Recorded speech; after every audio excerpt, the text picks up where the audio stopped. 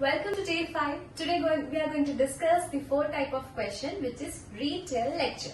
In this type of question, audio will be played where there will be a lecture of any professor or any kind of academic topic. The listener has to repeat the same lecture. So the prompt will be of about 90 seconds and 10 seconds will be given for the preparation and a speaker has to speak for 40 seconds. In this type of question, listening and speaking skills will be assessed. Now let's talk about the marking criteria. One is the content. Try to catch the maximum words from the lecture. Second is fluency. Do not break your fluency by taking various pauses or any kind of hesitation. Third is pronunciation. Response should have the correct pronunciation and correct intonation.